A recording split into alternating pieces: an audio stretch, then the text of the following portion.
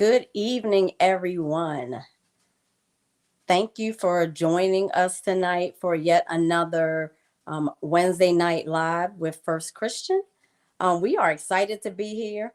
It is 1 year since our pastor, our number one author, released her book, and so tonight we're going to have a conversation.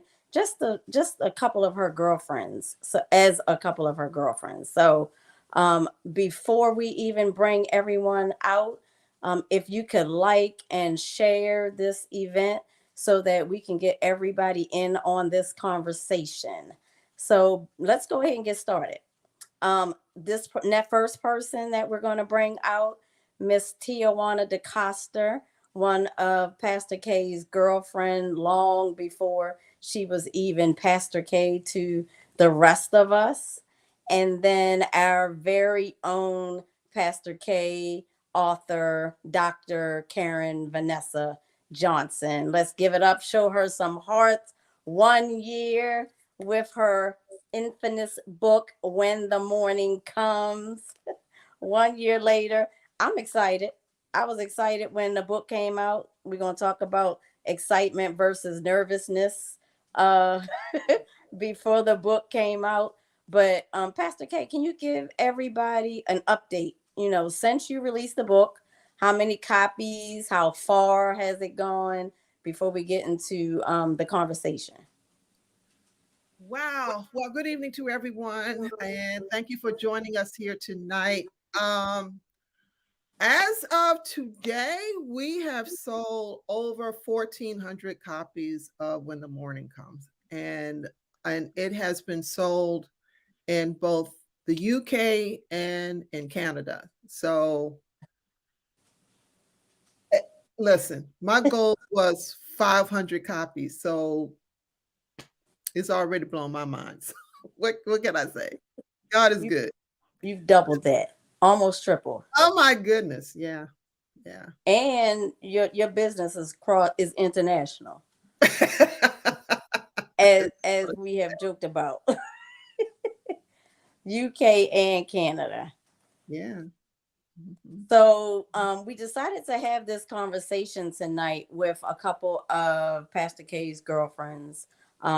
With myself and T, we want to give a shout out to Gloria, who was also supposed to be joining us tonight. She's under the weather, so we will definitely keep her in prayer. But we're going to still have this dialogue. I'm kind of laid back on my couch because when you're having a laid back conversation with your girlfriends, that's what you do. Yeah. So that's what we're gonna do. You're gonna get a little taste of how some of our conversations have gone on with this book. Not just the conversation that we've had, but how have we felt? How has it impacted us to when the book was coming out, when the book was released? So we're gonna dialogue a little bit about that. So, Pastor K, before we get into how we may have felt as your friends, what has been the biggest surprise that you've encountered with this book? Oh, the biggest surprise. Well, of course, the biggest surprise is the number sold. I mean, I had when I released the book, I had no idea as to how it was going to be received. I had no idea. I didn't have any expectations. My only thing was to the Lord was, if you tell me put this out here, I pray it's going to be of some good to somebody. But at the same time, I really didn't know what to expect. I didn't know how people were going to respond to it. I didn't know, I didn't have any idea as far as the sales, even though I said my goal was 500, and I put 500 because it's a self-published book, and most self-published books, to my understanding, it's considered, if you sell 250, it's considered to be great, you know. So I just said, let me double that. So yeah, so that surprised me. And the other thing that surprised me, it was how people were buying copies and giving it to people. Hmm. Um, I didn't expect any of that. On the first night that I did my private book launch, I only brought like 50 books to the thing. I was not expecting people to buy 2 and 3 copies at one clip.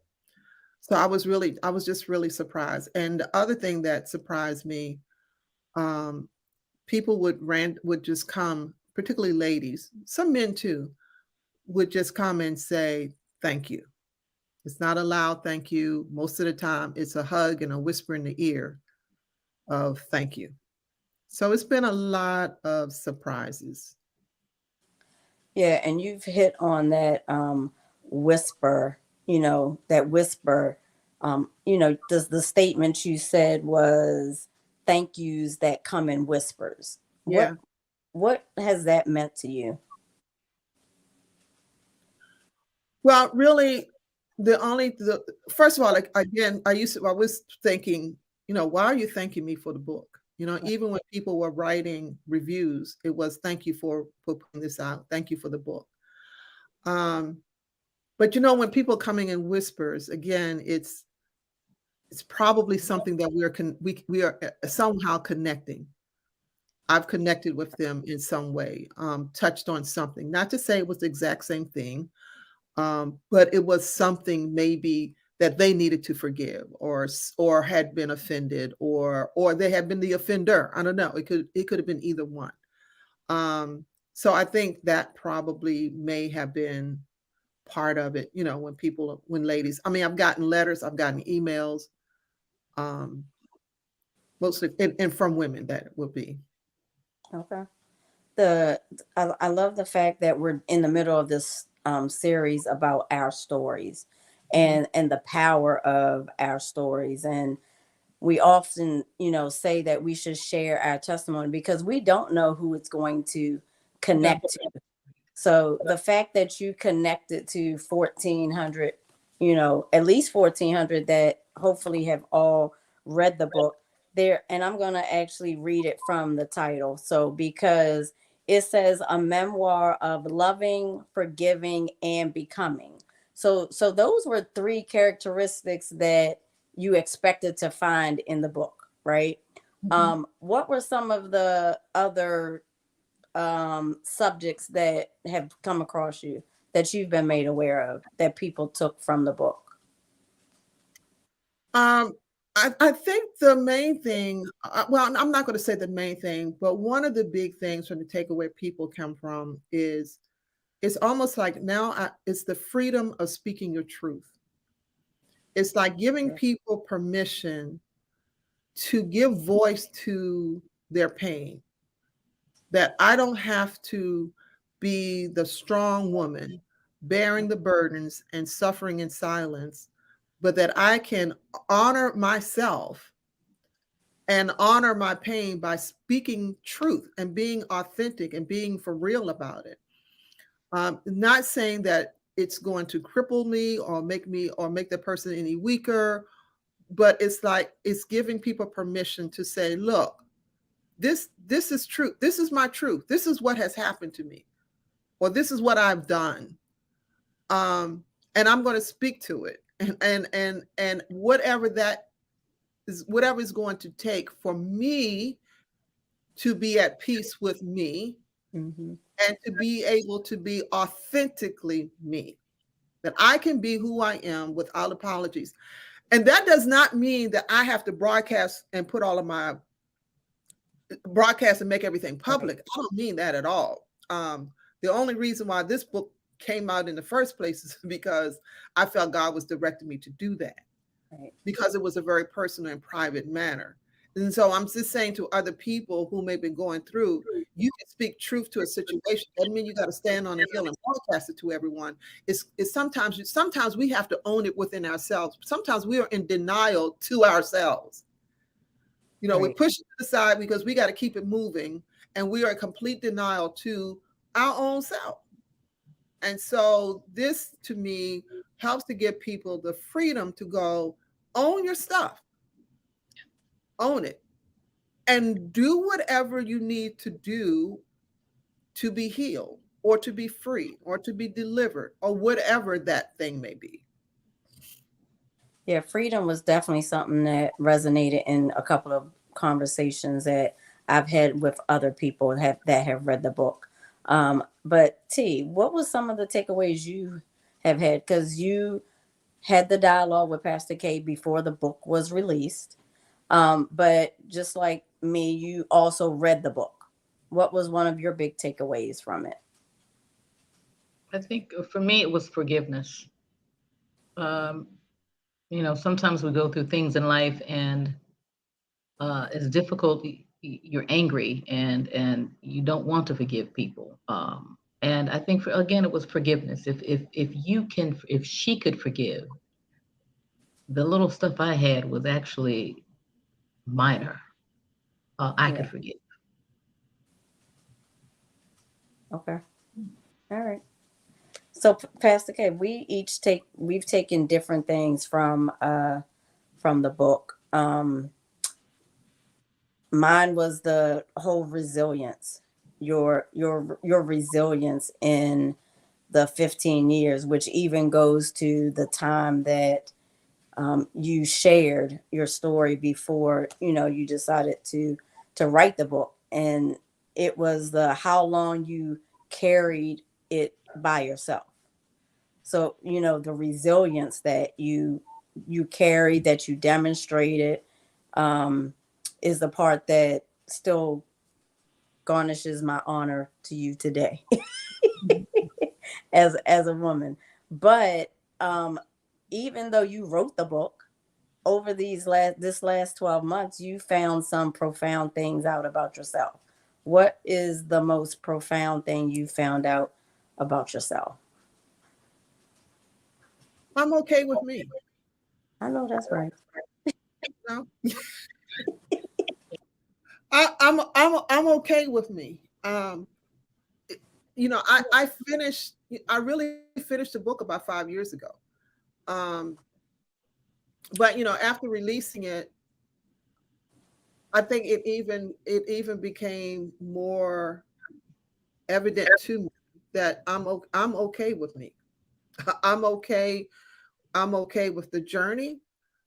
Um, Now, would that is not to say that I appreciate going through the journey.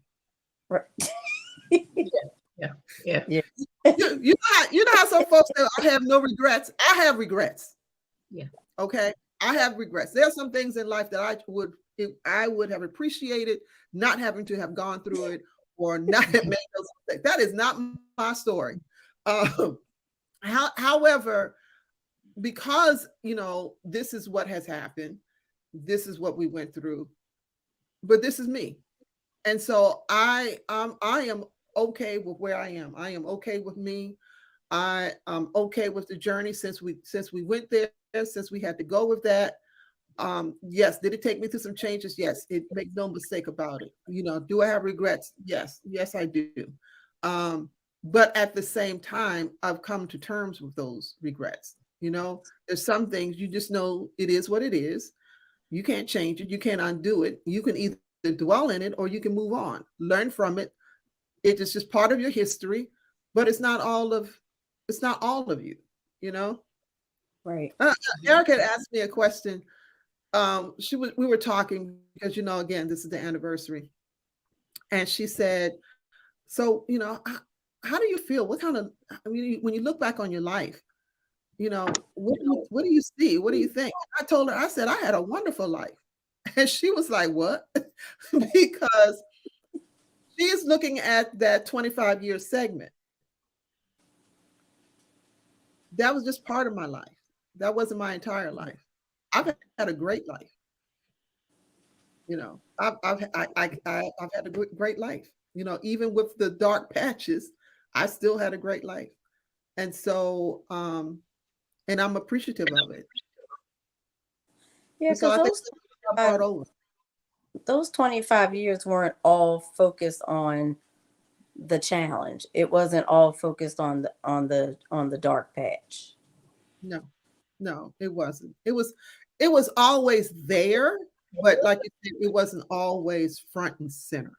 Right. Right. So, but what do you think was your driving force to make sure that it wasn't? because this is a topic that could have easily consumed those 25 years. Why didn't we stay front and center the entire time? Correct. I had kids to raise. I had, we had the church, there was First Christian. And then that was that, it was always something there that you either, if you're going to succumb to what the problem is, then something else is not going to happen. Something else is not going to get done. Something else is going to get missed. And so part of that is that it's like if I had just gone off in this shell and just had been completely consumed by it, God knows where my kids would have been at that particular time, because I would not have been focused on them. I've been focused on myself. And one thing, when you're going through a trauma like that and you have children, you really need to think about them as well. And you really don't have that liberty to just consume yourself when you have responsibilities. So you still got to think. But then again, that's stuff that we as women do, period. And I mean, women, children or no children, women just figure out a way how to survive. Yeah. Especially women of color, because we have more challenges. And because women of color, we not only have to deal with racism, but we have to deal with colorism. We have to deal with sexism. We got to deal with all of that on top of just, we're women. And so you either going to survive and thrive, or you're going to get sucked up. You got to make a decision of which way you're going to go. Yeah. And that, and even and kind of to get back to how we came to having a conversation of just, a conversation with the girls, though, is the one thing as Black women is also we carry the responsibility of figuring it out, but also know that we need to find those safe spaces where we don't have to figure it out. And I know you and T have that kind of safe space relationship. So when you decided to share your story with your safe space, T, what was that like? And which one of y'all want to tell this story? I will. We were in the car. I have no idea where we were going, and I was driving. And I don't even remember the conversation we were having. Mm-hmm. We've been shopping. We were going shopping. Yeah, we're shopping. We've gone to Springfield Mall somewhere, girl. Crystal City. and we were just talking, and she said, "I got something to tell you." And I said, "Okay." And she said, she told me, and I looked at her. I said, "Okay. You're not the first, and you won't be the last." And I think my reaction surprised her. I don't know what she was expecting. But sometimes people look at you and make assumptions about you. I'm probably the least judging person you'd meet. And I think it may have come from just life experiences, being a woman, being a professional woman, being a Black woman, having to deal with colorism in our community. I know what it feels like to be judged. So I am probably one of the least people to judge you, but people assume that I judge you sometimes by the way we look or the way we carry ourselves, not knowing that I'm actually an introvert. No, they don't see that. They just see the shell, not knowing that I'm an introvert and I'm trying to run away from everything most times. So I think I surprised her. Karen, my reaction, what were you expecting? I was expecting, I wasn't expecting you to be judgmental at all, because that's not you. I was expecting you to be surprised to hear what it was, and when you were still driving, cool, calm, and collected. I don't know why I decided to tell you why you're driving, because that was a risk.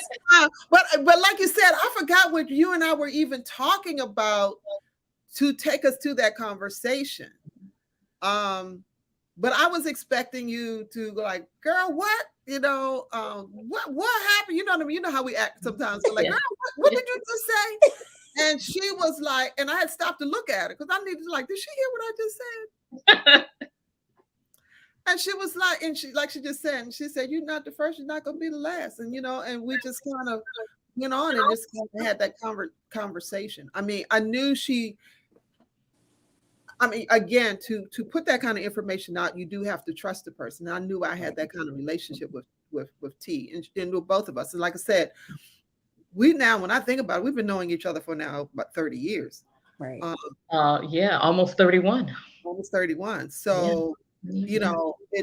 you have that kind of relationship where you can just say what you want. You can just be you. Mhm. And I can be myself with her. I'm Karen. Yeah. Right. And you need that place where you can be you and she can be herself. When she's dealing with stuff, she can call me and, we just hash it out and whatever we got to do to deal with the situation that particular time, we just deal with it, as we do. But yeah, she really did surprise me of how she responded. Did you do the double take? What you mean? Well, yeah, I'm sitting in the passenger seat and I'm looking over and I'm saying to myself, oh, did she hear me? Let me just check this out one more again. Do I need to repeat? Was the music too loud in the car? But when I was telling her, that was then, and then the issue about the book, I told her that I was writing the book.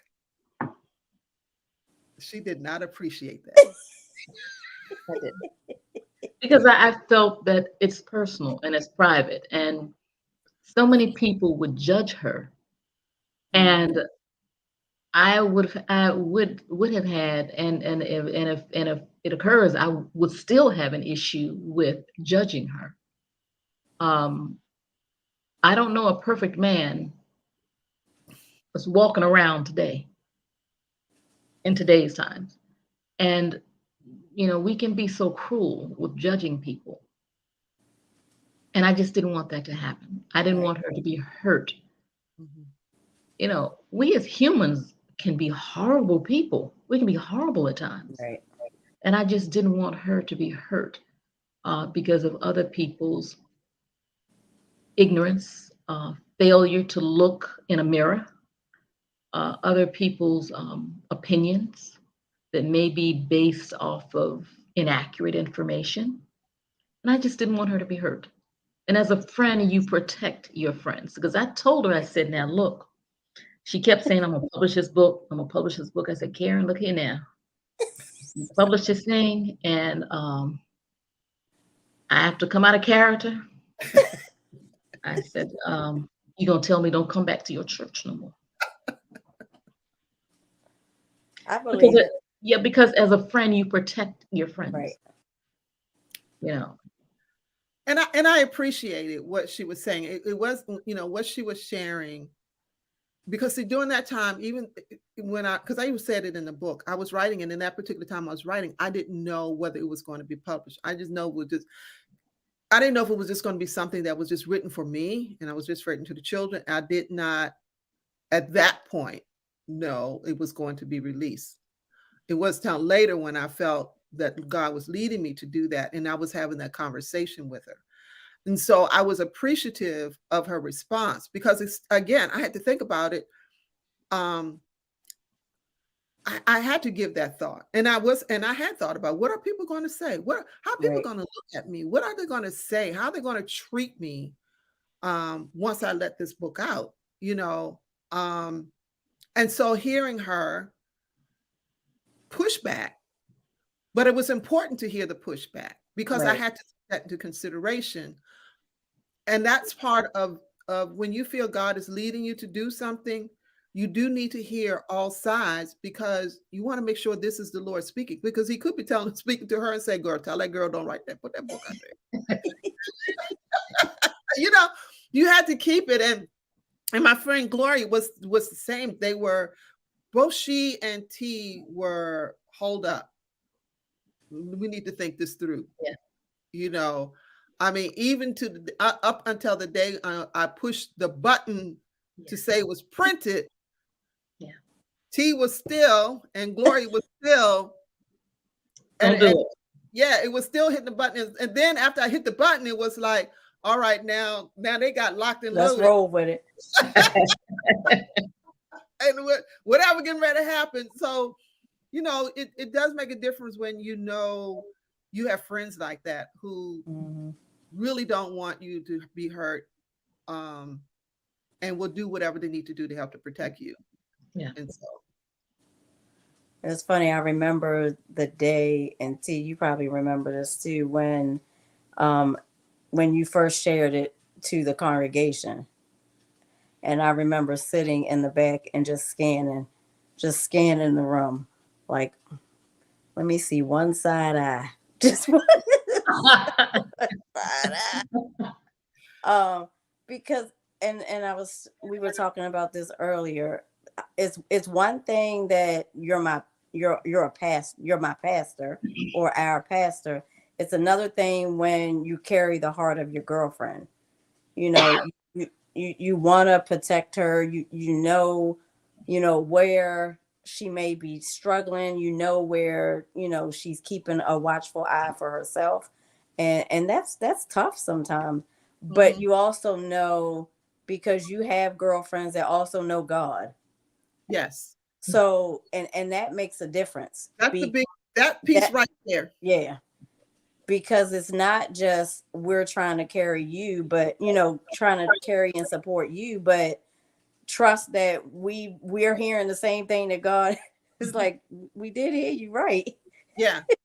Yeah. And that's true. And that's the big difference. Is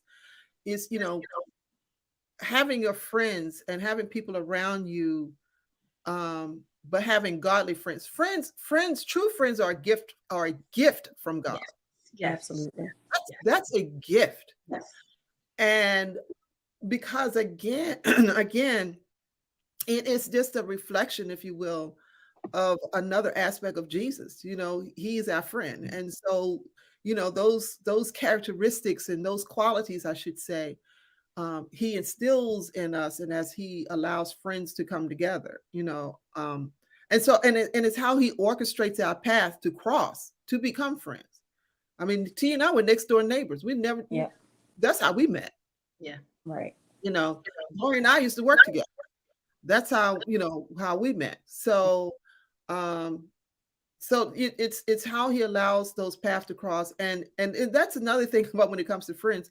I mean, close friends, close friends is not a big circle. Right. No, True. no. Very true. No. That inner circle is small and tight, and it's not to say anything's wrong with other friends. It's just, you kind of naturally kind of keep that in, and just knowing who your people are in your circle. And it's not, because sometimes people will go like, oh, you got a clique. No, it's not a clique. It's friends. You got friends. I got friends. Right. This is like that. And it's funny because even though you're a public figure, as a pastor, you have a whole congregation, that sometimes it seems that people forget you do have an inner circle. And when you were writing this book, you needed that inner security. Yeah. I mean, during that whole time, I mean, even going, before the book was written and going through those, especially those first few years. And then, because remember, I didn't go to counseling until 11 years. It was 11, 15 years later, 15 years later, before I even went to counseling. And then, when you go to counseling, all that stuff gets turned up, and you really need friends at that point, to kind of help because you're trying to process it. You're feeling some kind of way about it. And so you do need that relationship. And so, yeah, when you have that, it's a good thing. And people often forget, with her being a pastor, that she's still a woman. She's still a person. Mm-hmm. She's still going to have trials and tribulations like everybody else.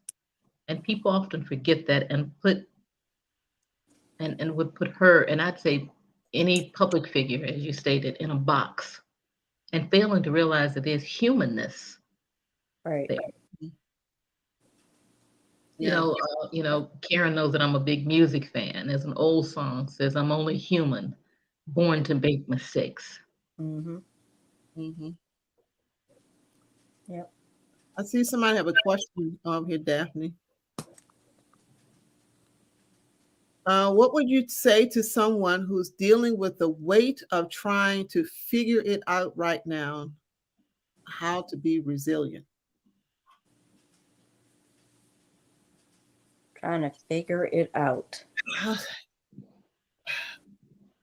That's a good question. I can only respond to that just by my whole process.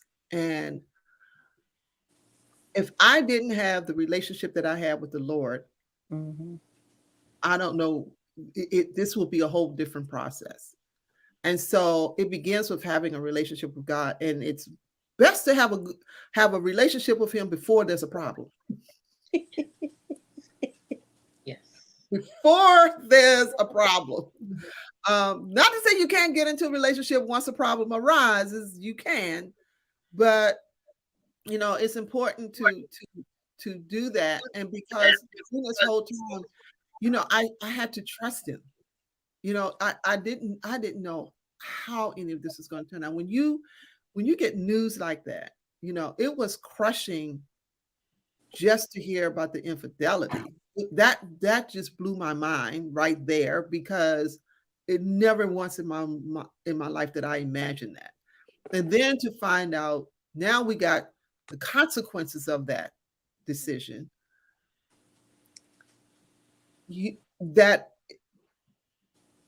has put your life in jeopardy. You just find yourself in a spot where you just don't know what's going to happen. Right. You don't know the next. You don't know. I didn't know if I was going to reach my 50th birthday. You know what I mean? Because all of those thoughts in my mind. It was like you just don't know. But I will say during that whole thing that God was speaking, and He can speak very clear in the dark. And so He allowed me. He allowed me to hear Him. And I say allowed me to hear Him is that sometimes we're so consumed with the problem. We're so consumed with the trauma that we're not always in tune. But He will punch through it. If that makes sense what I'm saying. He will punch through it and remind you, I'm here, you're gonna be okay. Even in the back of your mind, you're going like, what do you mean by okay? But He'll punch through it. And I remember one day, I was just laying in bed, and I'm waiting to become sick. I'm waiting. Mm-hmm. I'm waiting. And it just as clear as the Holy Spirit just said, get up. Get up. You are not sick. Get up. And I got up. So it's those kinds of things that how God will work. And if you hear Him, I mean, you might not feel like it, but He will tell you. I mean, and a couple of times He had to tell me to get up, because I was just consumed. At one point I was consumed with grief. And so I was just curled up, and again, it was one of those things, get up. You have got to get up, and if you can imagine getting up and you fussing with the Lord and everybody, the God, why are you telling me to get up? I don't want to get up. I just want to stay curled up. And it was just kept get up. So I knew I had to get up, and I had to keep it moving, but He gave the strength in order to do that. And it only came from Him because I didn't have the inclination, I didn't have the desire, and I didn't have the strength. And Pastor K, if I can add one thing, because that's in your book too, is because I reread the question and it says, dealing with the weight. And sometimes our life situations can be so heavy that we don't feel like we can trust it with somebody, or we have to bear it alone. And even in the midst of God speaking to you and giving you the strength, you went to Gloria. That was your safe space. And even just to, I encourage anybody, if you have just one person, because it helps to relieve some of that weight. Yes. It helps to relieve some of that burden. So some of our resilience, when we don't think we have it or we don't know how, we get that strength from whoever that person is that has been gifted to us. Allow that gift to work in Right. your life to actually support you and help to walk through that. Yeah, that's true. And those friends or family, and because my family was there, I just didn't share with my family. And Right. it's not that my family would not have been there. They would have. I just couldn't bring myself to do that. Right. You know, but yeah, he will give you people to walk through, because sometimes your faith is weak Yes. Right. or struggling, and your friends will believe for you. Yep. When you just don't have enough, they will step in and believe for you. Yep. You know? And so that really speaks to the value of friendship, even the more of having friends who have a relationship with the Right. Lord, that they can believe for you. I just didn't have the juice. I just didn't have anything left. I was on empty. But they were able to, hey, this is going to be okay. You're gonna make it, and we just talk through it or whatever. But Yep. it makes a difference. I think also having, God will tell you who to tell certain things to. Absolutely. And everything is not meant for everybody. And it's not that you don't trust them or you don't. Sometimes it's not a good time for them. The timing may be off, and that's not God's timing for you to share it with them. And He knows who to put in front of you. I don't think Karen had planned to actually tell me that. We were doing something else. But I think the Holy Spirit pricked her heart and said, this is somebody, I don't know if she was going through the day before or the week before. Right. And when she told me, I guess my reaction was like, okay, and next. And and I'm not saying that to be facetious, but really, somebody tells you something like that. I mean, think about the other reaction I could have had. How devastating that would have been to her. Right. Think about how that possibly would have put her in a box. And I just think I'm not one of those people. And I'm like, Anne, okay. Yeah. And see, Not that I didn't take it seriously. It's just, it's life. But see, just now when you said that, and I think that's pretty important, is your response is another way of God strengthening her. Yes. Because it's a response that reassured her. To your point, you could tell somebody else and they want to feel sorry, or it would have been a sincere response, but Right. maybe not the response that she needed at that moment. And when you're carrying weight, as the question came up, God will send the response you need through the right person. Yeah. It does make a difference, because it wasn't oh, woe is you, or pitiful you. It wasn't. Oh, I'm glad it wasn't me. Right. Well, thank God for that one. Yeah. But yeah, it does. It does. It makes a difference. Going through that. That whole process. And even then, because like I said, even when it comes down to beginning to release the book, that's when T and I, we really had the conversation going back and forth, Yep. back and forth. She was adamant. We're not doing this. No, Yeah. because I consider myself like Fort Knox. If you say something to me in confidence, that's what it is. And I didn't share that with anybody, not even my sweet pit bull. Didn't share with anybody. Because it was in confidence. Right. And how many times have in life that we thought that we had a friend and we shared something in confidence and you heard it again? Mm-hmm. The hurt and the pain behind that. And I guess I try to do, that we often use it so willy-nilly, treat people like you want to be treated. People say that, but they don't really mean that. Right. And I carry that cross. I carry that burden. If I want to be treated a certain way, I'm going to treat you a certain way. Yeah. And she came to me in confidence, and it stayed in confidence. It stayed until she, got that book out. That was not something that I felt comfortable, and neither should I share it with anyone, because that was in confidence between the two of us. If I had gotten hit by a bus, that would have stayed with me, smashed up by the bus. We are so glad it didn't come to that.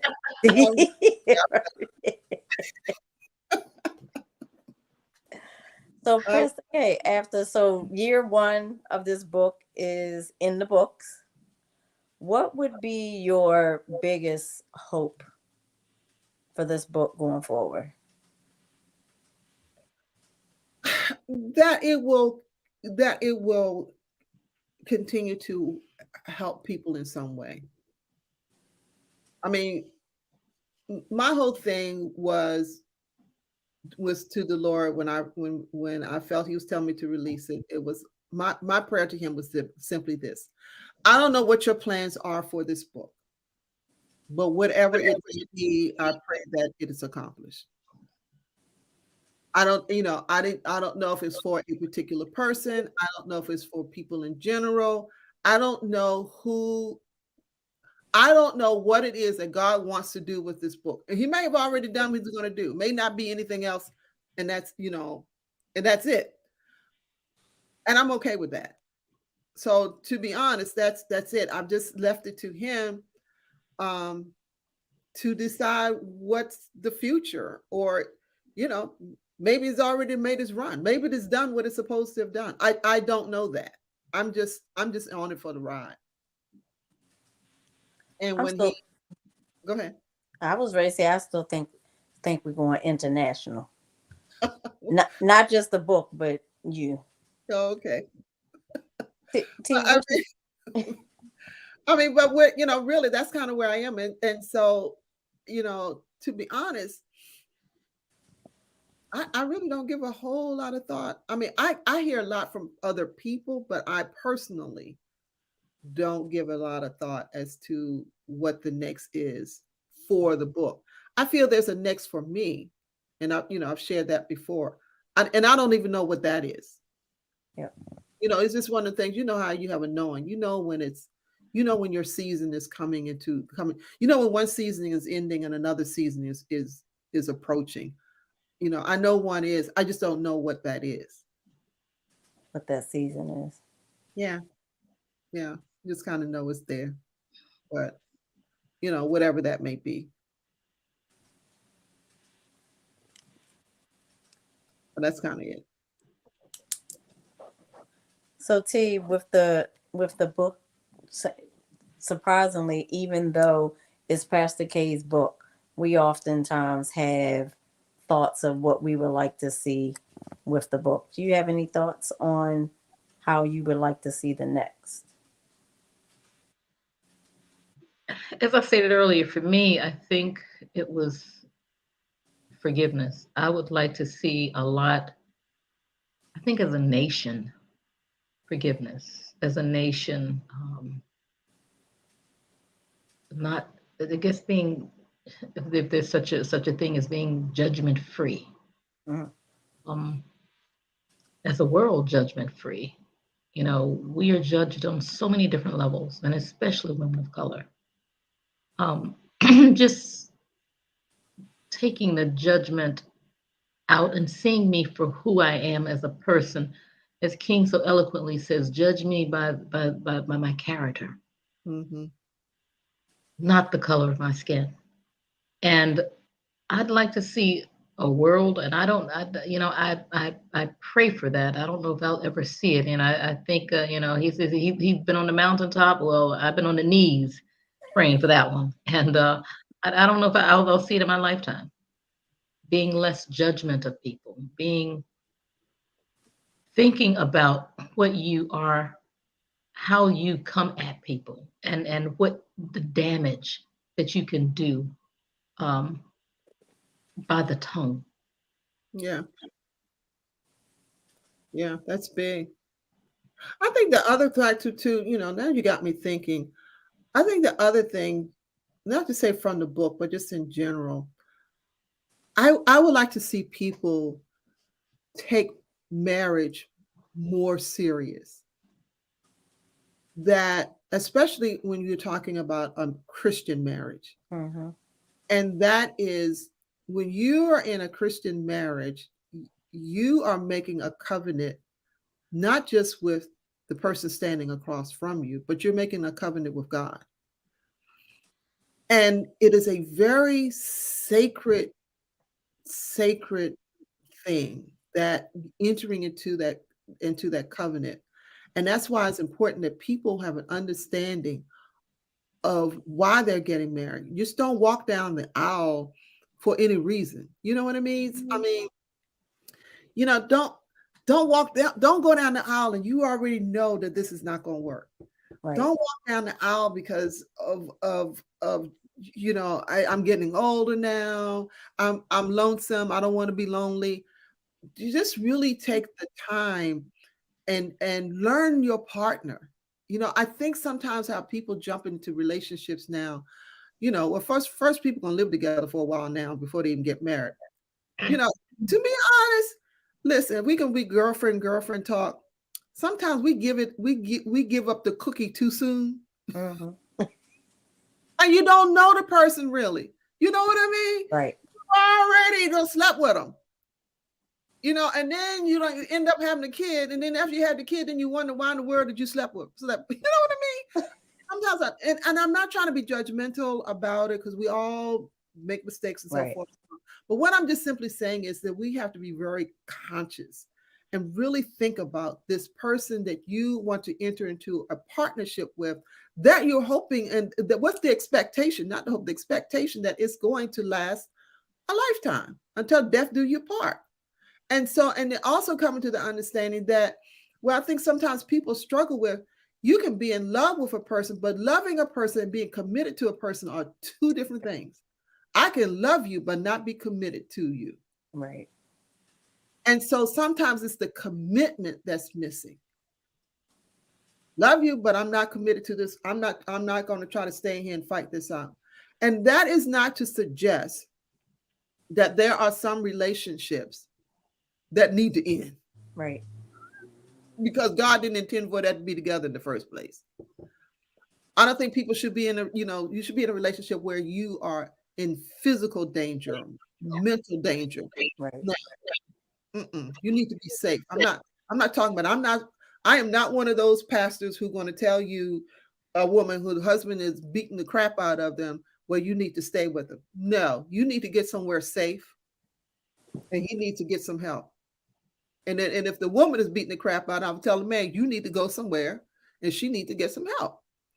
But I just think that if people would be more conscious, more in tune to getting a partner, asking the Lord to direct them in that relationship, and then really inviting him, allowing him to be a part of that relationship.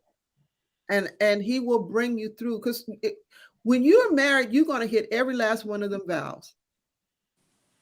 In sickness and in health, and richer and in poor, you're going to hit every last one of them. Okay? Yeah. And so I do believe that, with whatever challenges a couple may face, if they choose to deal with it together with God, he will bring them through.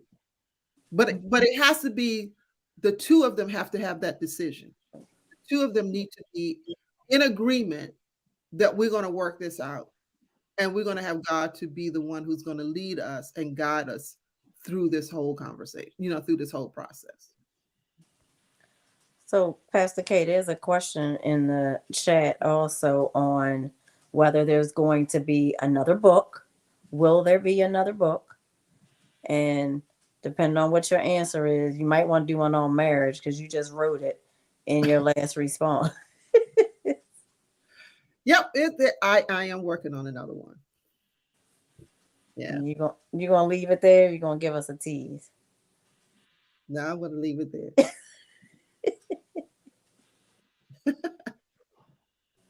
I would leave it there. Okay. I will say, it's another book that's dealing with processing and moving ourselves to another level. Okay. All right. Everybody heard it here first. Dr. Karen, part 2. The next story. That's funny. So as we're coming up on the hour, thank you, T. Thank you, Pastor K. But what would be your parting words on just the sharing of our stories, period? The last couple of weeks, we've talked to several authors that have, went that extra mile to share their stories. But we all have a story. Yeah. We definitely all have a story, and they all have value. If not just so people know that they're not alone. So T, we'll start with you. What would be your closing on your story or people's stories? This is going to sound so cliche, but a kinder, gentler nation. Okay. The acceptance of people's story. Yes. Yeah. Okay. One of the things that I do, I try at least once a week to intentionally go out of my way to do something. Not just, it's convenient to do, but intentionally go out of my way. And I do that, and I don't even share what I've done. But I've done some really strange things.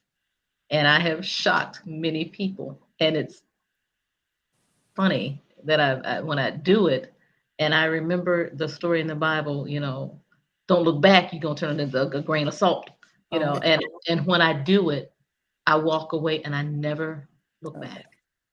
So I intentionally go out of my way to do something. And I'm not just saying, for somebody, it's usually somebody I don't know. Doing for somebody is easy. But somebody you don't know, intentionally going out of my way. And as one of our presidents stated, a kinder, gentler nation. I don't know if he meant that, but I mean it. You one of those angels walking around. When you receive those gifts that you don't expect from people that you don't know, and you turn around and they just gone. They're gone, yeah. Mm-hmm. Mm-hmm. Pastor K, Dr. K. Wow. I mean, I think back to Mr. Diggs' story. I mean, his, what he went through with Pastor Sherry Medley, her whole grieving process. I guess my whole takeaway, I just have a greater appreciation for both of them.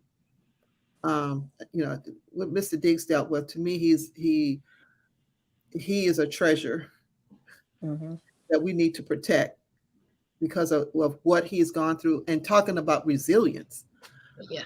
But the same thing is with Sherry, her resilience, but it's different, right. Different struggles. But she's still here, she's still surviving. And it amazes me. We always say God is awesome and he's amazing. Because he's so amazing, he still amazes us. Sounds redundant, but you know what I mean. Mm-hmm.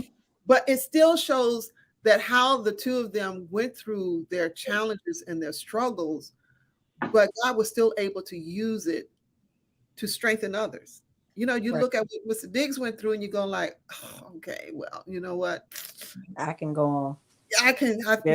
Father got me. I'm not a prisoner in anybody's jail. Okay, I'm not a prisoner of war. I'm not suffering. I think I can make it. And it's not to minimize anybody's suffering. Right. It just kind of gives you hope, but it just respect for what he's gone through. And the same thing was for Sherry. You know, we've all have been touched by grief to some point. And just her being transparent about her whole process, because she had trauma upon trauma. You know, you bury your sister on Friday and your husband died on Saturday. I mean, yeah, and not to lose faith. Didn't say that her faith wasn't shaken, Right. but at the same time. So, you know, that was my takeaway. There is always hope, and there are people around us who have stories to share, that will inspire us, that will, you know, make us smile, that will, you know, just make us sit up a little bit straighter. They're all around us, where people have, you know, things that they have dealt with, and it's not always bad stuff, but the Right. good things and victories, and they were victorious in their way. Miss Dees was victorious in how he came out. Sherry was victorious, you know, so it's there. So thank you for sharing your victory and your story. And for everyone that is watching, understand that your story is meant for someone as well, to strengthen someone. Everything that we've gone through, our stories matter. Your story has a blessing in it, both for your healing and for the healing of somebody else. So with that, we say thank you. Happy belated Thanksgiving and happy upcoming holiday. And we will see you in a couple of weeks. Yep. Have a good night. Good night, Thank you, everybody. everybody.